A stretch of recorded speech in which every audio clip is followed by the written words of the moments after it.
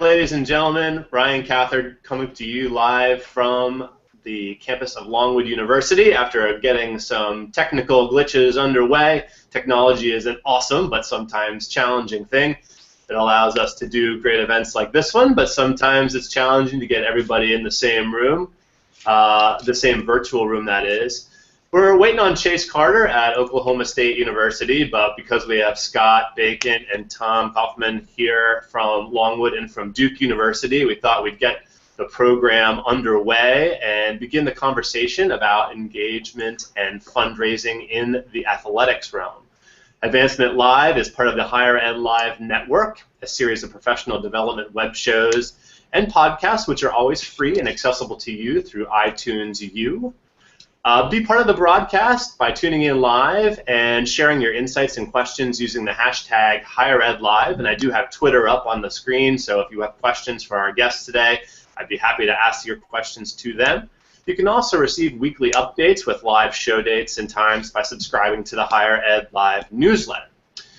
The Advancement Live show today is all about engagement and fundraising in athletics. It's a topic that is somewhat narrow in the sense that it's just one area of stakeholder engagement, but it's a huge aspect of engagement programming across universities, and perhaps the engagement opportunity that brings in the most alumni and keeps them engaged over time. We are waiting for Chase Carter from Oklahoma State University. He's the Director of Communications and Marketing at Oklahoma State. And when he arrives, if he arrives, we'll get him to talk with us about game day engagement and how the Oklahoma State University Alumni Association engages around athletics both on campus and regionally on game days. But some universities are working to build school spirit and they're around their athletics program, increase engagement and fundraising. My colleague Scott Bacon here at Longwood University is joining us today to talk about Longwood and how the school has recently joined the Big South as well as the Division I athletics program, created a Division I athletics program from D2 and the challenges and benefits of those different changes here at the university. So we'll talk with Scott about building school spirit here at Longwood. First, we're going to talk fundraising and the Building Champions campaign with Tom Coffman. He's the Deputy Director of Athletics Development and Executive Director of the Iron Dukes program. So Tom is responsible for all fundraising for Duke University athletics. But before we get rolling on those things, I do want to offer a word from our sponsors. Screen share our sponsors. So, let's see here.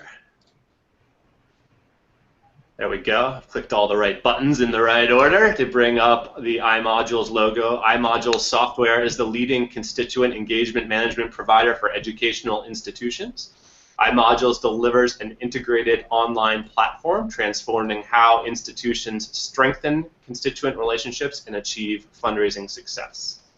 And Higher Ed Live is produced by M. Stoner, a marketing and communications firm that works with education institutions on branding, strategy, web design, and more. Download M. Stoner's new book, 6 Principles of Information Architecture on Higher Ed Websites, which includes M. Stoner's 6-principle approach to information architecture, best-in-class higher ed examples, and a chance to win a seat at M. Stoner's 3-part webinar series, IA. We're tweeting out a link, and you can download the free ebook. Okay, now back to the show. Gentlemen, Tom and Scott, how are you doing today? Doing great. Great, how are you? Fantastic. Really appreciate you both joining us. Tom, and starting with you, you have got a sort of dual roles at Duke University. You are the Deputy Director of Athletics and Development for Athletics, as well as the Executive Director of Iron Dukes. Could you tell folks a little bit more about your role there at Duke University? Well, the title Deputy Director of Athletics, my fundamental role is to head up our fundraising organization. Turns out the Iron Dukes is the term we use to describe the fundraising organization. So that's named after a 1939 Duke football team that was undefeated and unscored upon. Kind of a tough thing to repeat these days. Right, absolutely. Definitely a tough thing to reproduce. And you're currently working on a really large campaign, a $250 million goal, building the Champions campaign.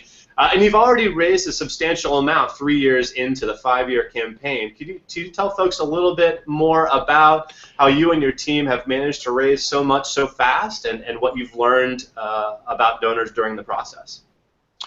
Well, we've raised as of today just under 270 million. The campaign is divided into 3 parts. There's a facilities part. The goal was 100 million. There's a annual operating, which is $100 million, and then the endowment of $50 million. We've met both the facilities and the annual operating, and we're close to meeting the endowment goal. I guess if there's any lesson in all this is that the appetite is insatiable, and 270 million, while we're happy about having raised that and eclipsed the original goal, it now appears we're going to have to raise a great deal more than that to meet all the needs. Can you talk a little bit more about the needs as from your vantage point at Duke University, sort of how they're identified, and maybe offer a few insights into the types of things you might be raising money for at Duke? Well, a very big part of this campaign is we're essentially almost entirely rebuilding the athletics campus. Central to that is the football stadium, Wallace Wade, which had not had any significant work done to it for the last 70 years. No real amenities, clubs, suites, premium seating was non-existent. And then Cameron Indoor Stadium is an iconic building built back in 1929 that will continue to be very small, but it, like Wallace Wade, no real premium seating. No clubs or private areas around in which to entertain. And so a lot of that work we're doing there is to do just that, not really doing anything to the arena itself. New restrooms, doing some things, locker rooms, and also a private club for entertaining before, during, and after games. And then we put in a new track stadium because we took a track out of Wallace Wade. We were one of 3 institutions left that still had a track in their football stadium. So we've taken that out, built a new track. We're also building a new 55,000 square foot Olympic sport building in which we'll have new training areas for all the other Olympic sports. So there's a lot of work. If you come to the campus right now, you have to drive around a lot of different construction, which will last now probably for the next 12 to 18 months. But once done, it's going to be a pretty dramatic change. So that's a very big part of this campaign.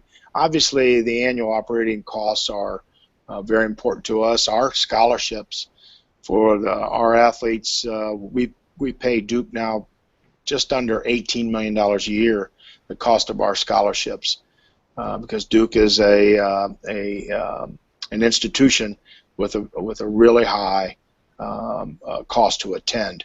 So that's a big expense that we have to raise money for and pay on an annual basis. Yeah. So again, we're raising a lot. The bar's pretty high here. It's kind of probably best explained. It's the cost of doing business when a private institution is competing with a lot of large publics. Yeah. You mentioned during your response there that the hope is to have all of the construction completed over the next 18 months to 2 years or so. Is that all?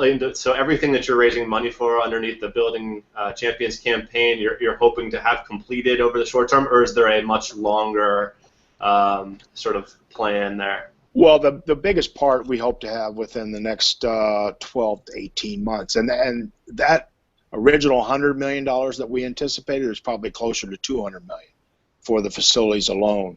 I'm guessing if it would be pretty consistent that there will always be some type of facility upgrades, but nothing as extensive as what we're going through right now. Yeah. how are fundraising campaigns like Building Champions sort of different than fundraising during non-campaign periods? Is there sort of a different approach, or how would you explain sort of campaigns in athletics? Well, I think campaigns at any organization, they force you to do all the things you probably should be doing all the time, but you have donor fatigue and you have staff fatigue. You have the things that campaigns do is they force you to think more carefully about your highest priorities. They force you to put a timetable on when things will be done.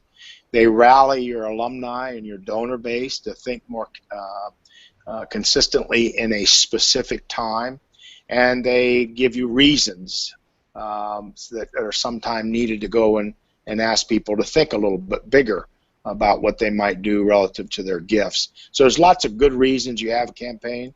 Some would say you're either in a campaign, finishing a campaign, or planning a campaign.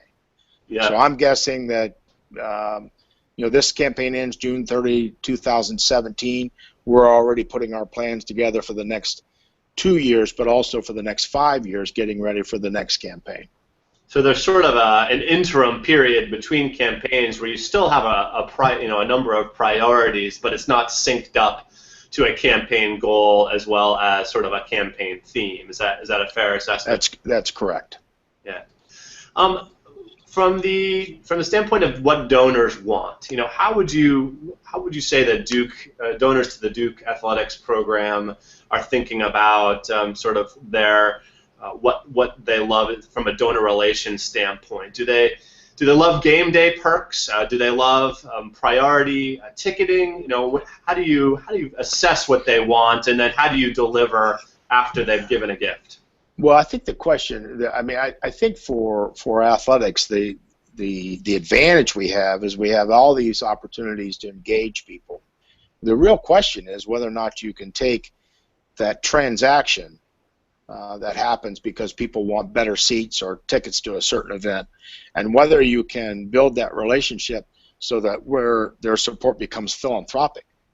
And that's what we've tried to do at Duke, is to take advantage of these people that want certain things, whether it's seats in Cameron or whatever. And the question then is, can that relationship move beyond just being transactional in nature? And our success to date is because we've moved many of those relationships beyond the transaction. Yeah, and I think that's exactly right. You don't want to frame it up in a way such that if you give X amount of money, you get Y. It's about the opportunity to make an impact to the athletics program at Duke University, and it's not an exchange, as you say. Correct. What would you say, and one of the topics of the show in general that we wanted to talk about is about game day fundraising strategies and game day athletics. Could you talk about some of the fundraising strategies that have worked for you guys on game days? Well, for us, the game day is typically not. It's not a day to raise money. It's a day to build a relationship or to strengthen a relationship. So our game day, what we do around there is try to make this a really, really fun time for the donors and their families and their guests. The fundraising we do is before, after, and due to the relationships that we build. We want them to come to that event and just have a really, really great, memorable time and want to come back. Absolutely. And there's lots of conversations that are taking place of all different kinds, about different things that are happening. Well, Tom, what advice do you have for fundraisers who are passionate about athletics, or maybe not, but want to get involved with an organization like Duke in helping to raise money? What do you have some advice for future fundraisers? Oh, we lost him. We will hopefully get some advice from Tom if he's able to hop back on. But hey, Scott, how's it going? Great. Appreciate you having me, Ryan. I'm glad you could be here. It is fantastic to have the chance to spread the good news about Longwood University and the athletics program that's growing here Could you talk a little bit, Scott, about some of the big changes that have taken place here at Longwood from an athletic standpoint over both the short and medium term, looking back a little ways? Sure. Yeah. The best thing to do in trying to understand our situation from a fundraising perspective in regard to athletics is really looking back a ways. We only went coeducational as an institution in 1976. We only moved to Division I fully in 2007. And we only got into a conference and had the opportunity to compete to get into the NCAA tournament starting in 2012. So for us, it creates some unique challenges where our male alums are still only moving into their mid-50s. Only really in the 70s did we start NCAA competition, and only more recently have we had a chance to really utilize athletics the way we want to here at Longwood, which is getting us on the national stage, raising the profile of the name of Longwood University, and further engaging our constituents. So we are still in the very early stages of trying to make the most of this move that we began back in the early 2000s when we became a university from a college. And this is only our fourth year competing in the Big South Conference at the Division I level. So we're just starting to get into that phase of really utilizing athletics the way that we envision as a school. Yeah. Amazing changes here, really exciting changes from an athletic standpoint. How have you noticed, or what has the impact been on engagement and fundraising tactics and needs as well, as it relates to the switch from Division II and to Division I, and then also jumping into the Big South? And hey, Chase. Hey guys, sorry about that. That's okay. We're thrilled to have you. We were just talking to Scott at Longwood, and we'll hop into your segment in just a couple minutes. Sure. Great. Yeah, Scott. So what have been the implications as far as fundraising and engagement needs? Thinking about that switch from D1 to D2 and then the Big South Conference. It's definitely been a game changer for us. You obviously just think of athletics differently when you move from a Division II to a Division I level. I'll give you a really good example of it. We've had some success recently here with Major Gifts. We had a gentleman who only started coming to our games when we made that move to Division I in the mid-2000s. We've been cultivating him, getting him more involved. He helped out with a scoreboard project, a scouting software system project, and helping our staff out with computers.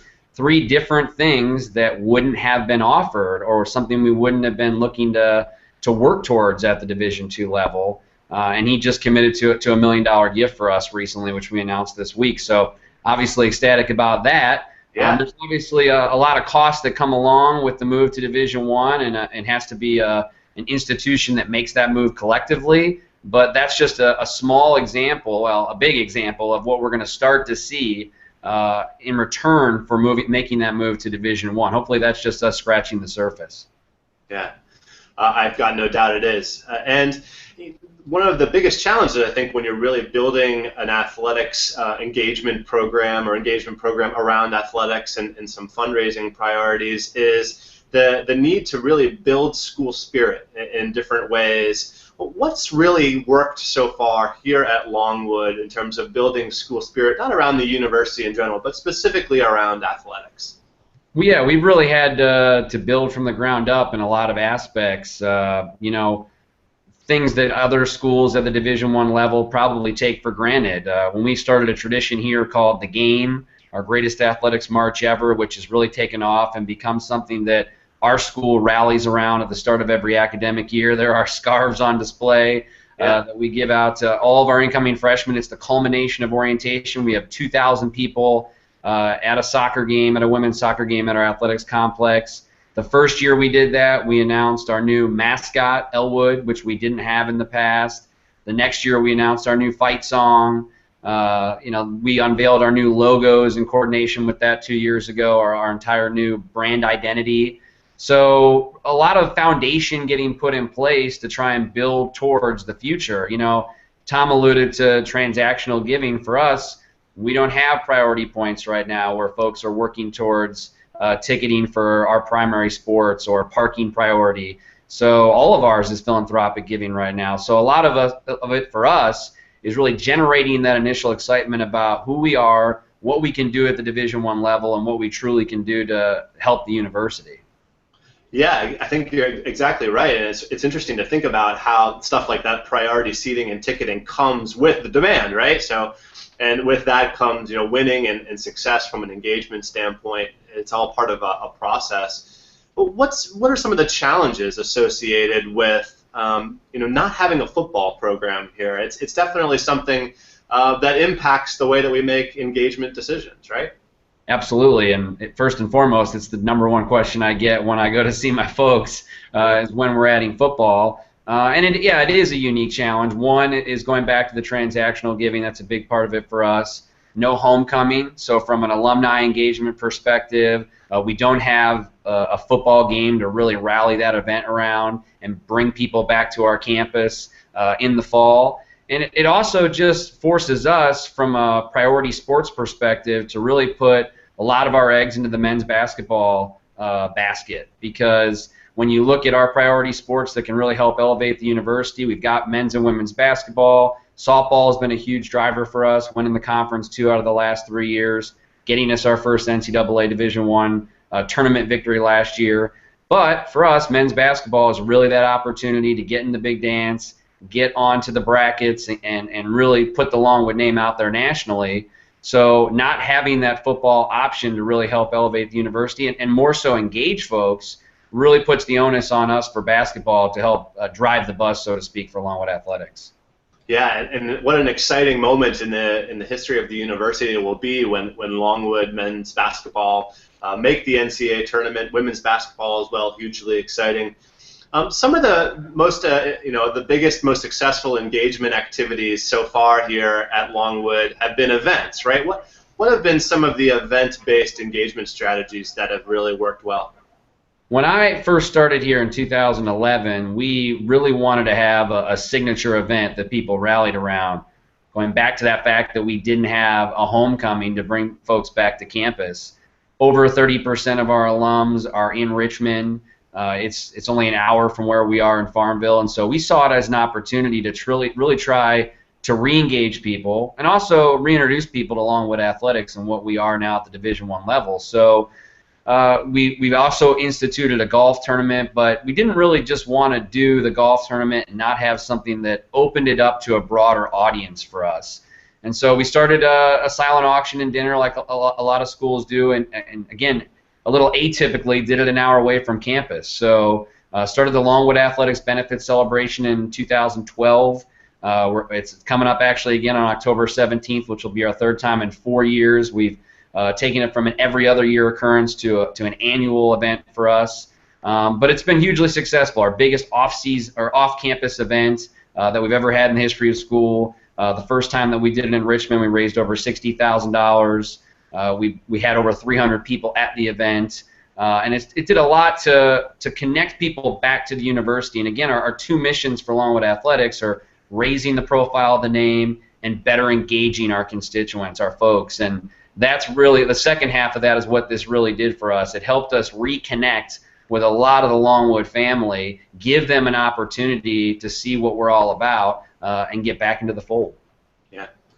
Scott, part of your role is of course, is growing and developing sponsorships. Folks interested in participating, we'll say, in the life of the Longwood Athletics, the Longwood Lancers Athletics program.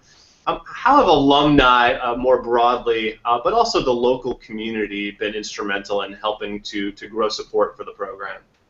Yeah, I oversee our external relations here at Longwood, so everything from marketing to sponsorship to fundraising, with my chief priorities being on major gift fundraising and sponsorship. And so, yeah, on the sponsorship front, the alumni has been a big part of reconnecting us with folks, not only here in town, but in Richmond. We saw a lot of sponsorship success and have seen that grow with the auction, the benefit celebration that we have in Richmond. And also locally, a high percentage of our folks in town are either Longwood alums or related to a Longwood alum or just a part of that greater Longwood family. And so it's really helped grow that sponsorship. It's also just an example of what we have to offer now at the Division I level. The amount of exposure that we can give our folks in town, we really feel makes us the best resource for them from an advertising and sponsorship front. within the greater 5-county area. So we really try to promote that to folks, that we have a great opportunity for you to not only get access to our student base and our community that's involved with it, but the best opportunity to tell your story, which is what we're trying to do, and we want the community and the Longwood family to be a part of telling that story collectively. Fantastic. And I know I'm biased, but I believe this is an incredible time to be here at Longwood University. Lots of great momentum moving forward, in particular the athletics program. Scott, really appreciate you taking the time to join the Advancement Live show today. Oh, Ryan, thanks so much. I'll probably see you tomorrow. See you tomorrow, maybe later today. We can yell down the hall. Sounds All right. good. Appreciate See you, it. Scott. Thank you, buddy. Hey, Chase, how's it going, man? I'm great. How are you all? Fantastic. Really appreciate you joining the conversation today. No, it's busy times over at Oklahoma State University Alumni Association. Its football is in full swing. Alumni engagement around home football games is a huge production for you guys, I know. What does that look like? And what about some of your away football games? What are the engagement activities that are working? Definitely. Well, I have a new appreciation for schools that don't have football programs. That would be quite a challenge. So that's an eye-opening experience for me. But football at Oklahoma State is really huge. For those who don't know, Stillwater is a community of about 45,000 people.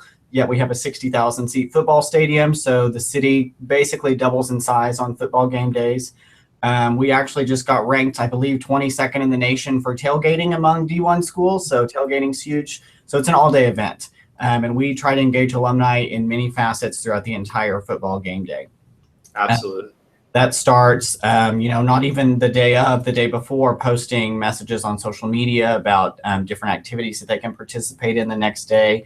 And then come game day, obviously, we have lots of events that we work with and lots of different departments that we work with on campus. There's different themes for different game days. For example, we just had our Distinguished Alumni Day this past weekend here at OSU.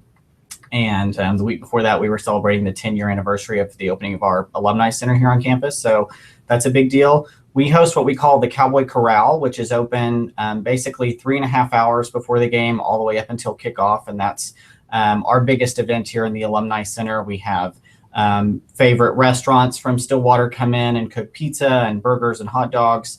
We have the only on-campus pep rally here where we bring in the band, Pistol Pete, all of the spirit squads. They come and we do a pep rally.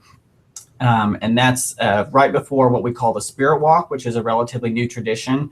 Our athletes normally stay in the on-campus hotel the night before the game, which is a couple of blocks away from the football stadium. And probably about a decade ago, when Les Miles was our football coach, he started this tradition called the Walk, where the football team would walk from the student union to the football stadium, and fans would line the street to kind of greet them and welcome them. So that's turned into a huge deal. We have somewhere between 10 and 15,000 fans every game day form a line for the team to walk down, which is really great.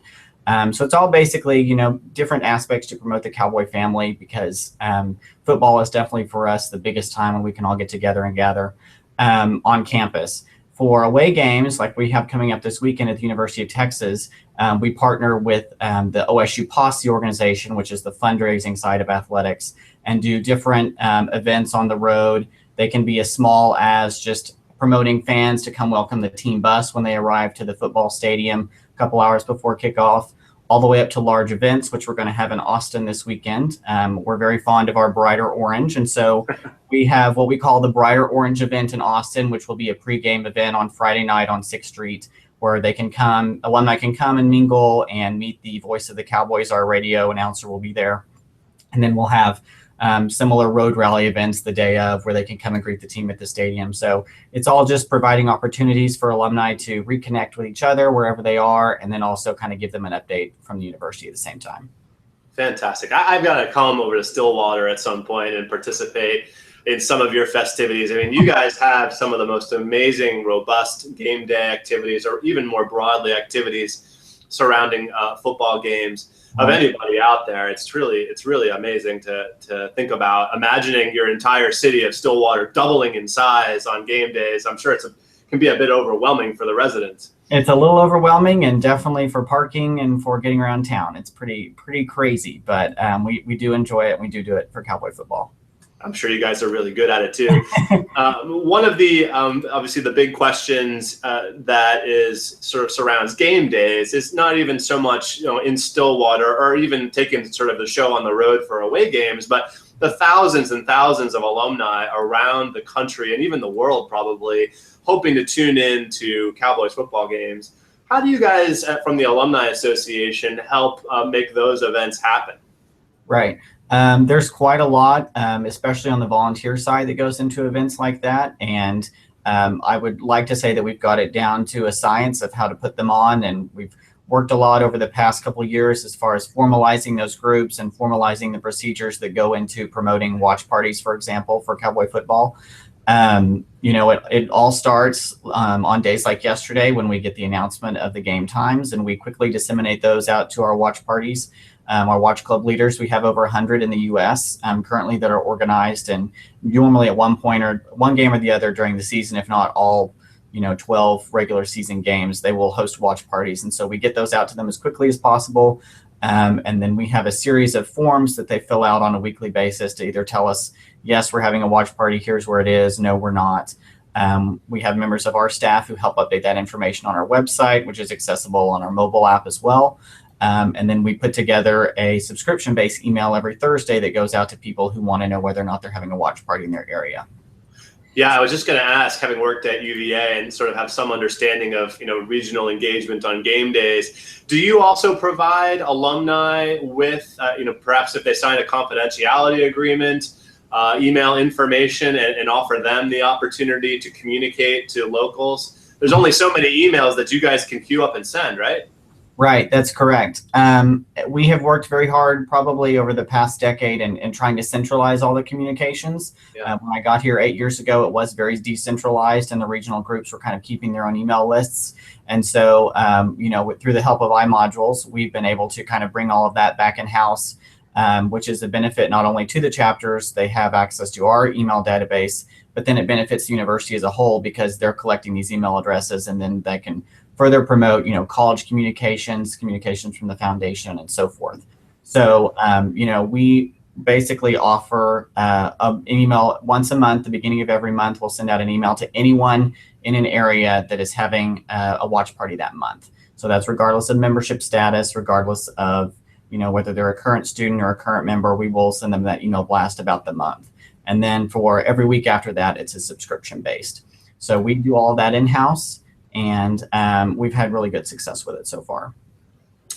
Yeah, fantastic. And would you say, Chase, that from a membership standpoint, and of course, alumni associations, the vast majority of them are run through membership dues and benefits, right? In terms of helping to create more members. Mm-hmm. How are athletics-related benefits used to increase participation there at Oklahoma State? Mm-hmm. We have a very great partnership with our ticket office, and they normally provide us 2 discounted game tickets per sport each season. So the past couple of years, that's worked out to the home opener football game, which we had 2 weeks ago.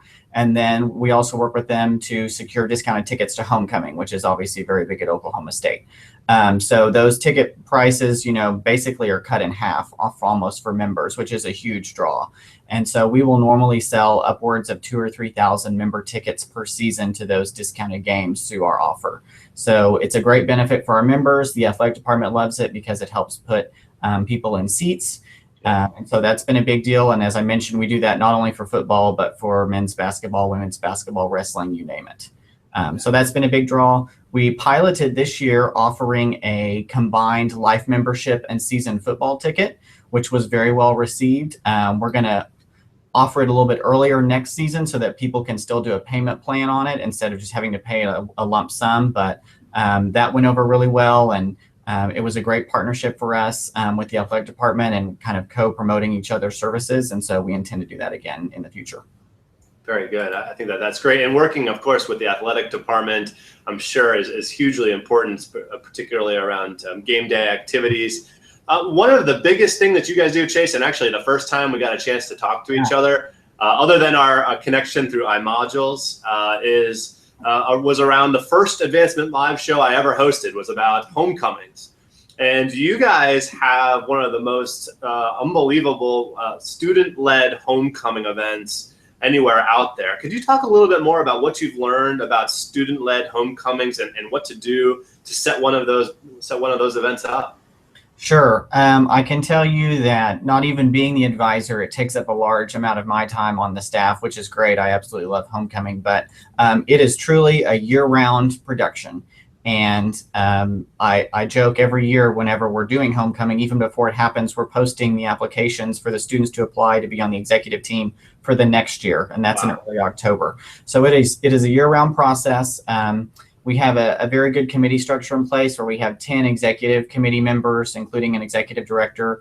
They oversee a committee of about 60 steering committee members, and then there's another 150 committee members beneath them who are kind of the worker bees and going out and actually spreading the word and helping run all of the events. So it's a truly a big production, and it takes a lot of time and a lot of coordination. And as our advisor for homecomings committees always tells me every year, this is a student thing. And so it's not always going to be perfect, and it's not always going to be exactly how we want it, how the staff would want it to be. But in the eyes of the students, it's an exceptional opportunity for them to grow and learn and get this type of experience while they're still in college. And we promote it as such. It's one of the premier opportunities on our campus for students to gain leadership experience. And so we're very fortunate to have some exceptional students and some exceptional advisors here who help us put it on. But I would say the number one thing it takes is organization and patience. Organization and patience. Yeah, and I have to imagine it's a really competitive application pool to have those leadership opportunities. Is that a fair assessment, that at this point it's very cultural and it's a very coveted opportunity for students? It is competitive, not only from the standpoint of making it on those committees and being a chair of a committee, but from the general student population as well. You know, they're vying for awards for house decorations and for residential hall decorations and parade floats. So it's competitive all across the board. And we have to stop and realize sometimes that it's students managing students. And a lot of times these students don't have the experience or the know-how yet to make that happen exactly as it should. So like I mentioned, it's a great learning opportunity for them. And it's a great thing to have at Oklahoma State. We just love it. Yeah. Hey, volunteer management's hard. Even adults managing adults, right? Let alone students trying to manage their peers and move forward. So I think it's a really tremendous program. Chase, could you talk a little bit about, sort of on a game day to game day basis, but perhaps more broadly, how alumni are given opportunities to connect with coaches and coaches and players as part of the engagement offerings that are out there? I'm sure that's a big part of stuff alumni want. It is. I can think of several events that we do throughout the year that kind of, outside of the regular game day experience, connect alumni with coaches and students. One of the programs is our Cowboy Caravan that we host with the OSU Posse organization that I mentioned earlier. That's normally about 10 events over the summer leading up to football season, where we will take the PA announcer who all OSU alumni have loved. He's been here for at least probably 20 years and is very well known. We'll take him along with one or two prominent coaches out into local communities in Oklahoma and some of our surrounding states and do evening events where they'll have dinner, they'll get to network with local alumni. Our chapters have a presence at all of these events. And then there's a short program where they can ask questions, and his name is Larry Reese, our senior athletic director, who's the PA announcer. He'll give a brief campus update, and we've had a lot of facility growth recently, so alumni love to hear about the expansion of athletic facilities on campus. And then they get to submit questions and really have one-on-one interactions with these coaches. So that's been great. We changed that up a little bit this year, and for our two largest events, which are in Oklahoma City and Tulsa, where our two largest alumni bases are, we actually made those a little bit more family friendly, hosted them on the satellite OSU campuses in those two communities, which now that we've done it once, we've realized we should have been doing it this way all along. And we had food trucks come, we had bounce houses for kids to come. So, the parents who might necessarily not have come because they had little ones at home and they couldn't come and sit them down for 2 hours to watch a coach. They came out and got some great food at a local food truck, and then met the mascot, heard the pep band, and had some fun with their kids out on an OSU campus. So it was great exposure for the branch campuses. The coaches absolutely loved the new format. We also streamed both of those events online for the first time. So it didn't even matter if you lived in Oklahoma City or Tulsa or Anchorage, Alaska, you could go and watch the program online, which was a great benefit. So that's one of the programs that we do in conjunction with athletics. They hold several seminars and events throughout the year. I can think of Football 101, which is a women's specific event that they host every summer, which my mother has participated in and absolutely loved. They get to do all the touring of the facilities and meet coaches, and that's a great opportunity experience for them. But it's really working hand in hand with the athletic department and promoting Cowboy and Cowgirl athletics anytime we can. It goes over really well. Fantastic. Yeah, you guys have one of the most exciting programs out there. Chase, thanks so much for joining me today on Advancement Live and giving us some insights into your robust game day and homecoming activities. Really exciting stuff. Thank you very much. Thank you. Appreciate it. And thanks to Tom Coffman and Scott Bacon, my other guests today, for joining me on Advancement Live, both at Duke University and here at Longwood. Thank you for those of you who tuned in to this episode, and I hope that you'll tune in again next month, as we will be back and with another great edition by my colleague Andrew Gosen and myself. I will be doing a show about engaging MBA alumni. So that should be hopefully a good show at the end of October. Have a great rest of your Tuesday, and come again soon. Bye-bye.